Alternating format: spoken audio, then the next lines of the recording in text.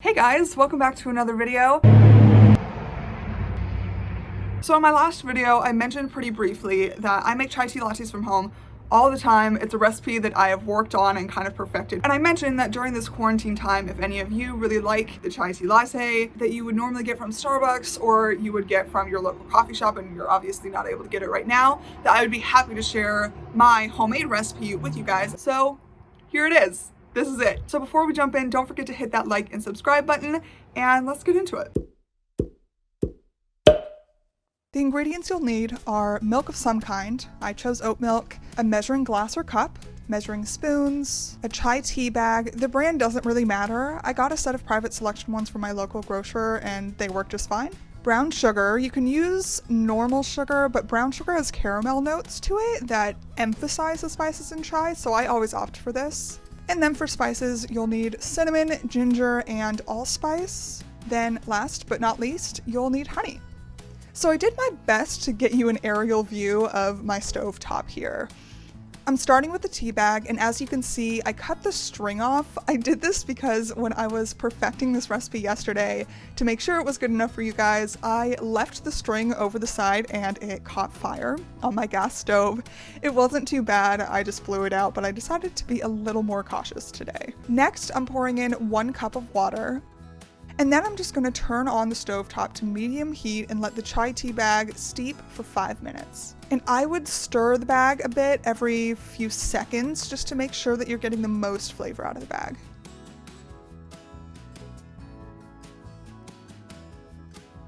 As you can see, the water has taken on a golden brown shade and it's also beginning to boil. That's okay, but now we've given it some time, we're going to adjust the heat and make sure it's on the lowest setting, and then we are ready to add our other ingredients. We start with the spices, and it should be noted that I keep the tea bag in during this step. You can take it out, but I always allow it a little more time to steep while we're adding to the mixture. So I'm grabbing 1 teaspoon of cinnamon, 1 teaspoon of allspice plus a little pinch or shake, and then 1 teaspoon of ginger. If you want more of a spiced chai, then ginger is the ingredient to add more of, but be careful because ginger packs a lot of heat, so add a little bit at a time. Once all the spices are added, give the pot a stir, and then you're ready to add milk. The milk I add is directly related to the sweetness I want. All milk, even skim or low-fat milks, are going to have sugar content. So I do this step before I add my other sweetening ingredients to be sure that I can control the sugar level. I don't have a specific measurement for this one, but a good goal is to try to mimic the color you see served at coffee shops. If you really want to, you can also look up a picture online for reference. Today, I just added a splash. And now we are ready to sweeten. I start with a teaspoon of brown sugar. As you can see, mine is kind of hardened, so I estimate and just grab a few clumps of it.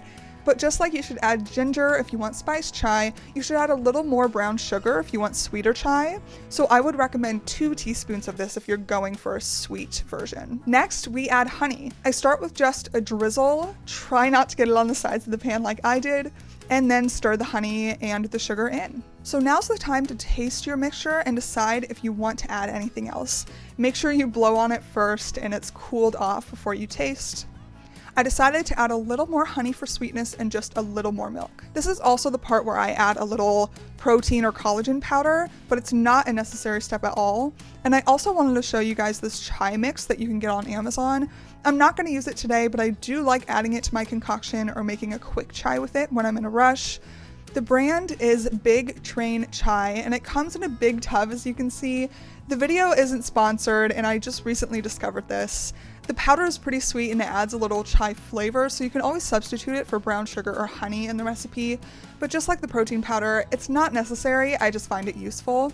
I'll link this and the protein or collagen powder that I use down below. Then we are ready to pour. Now, not all the spices I use in this recipe are water soluble. So I find that there are often a few specks of spice at the bottom of the mug or floating at the top. This doesn't bother me at all, I actually kind of like it, but it's simple enough to pour the mixture through a strainer before putting it into your mug if you don't want those flecks. And that's it, guys.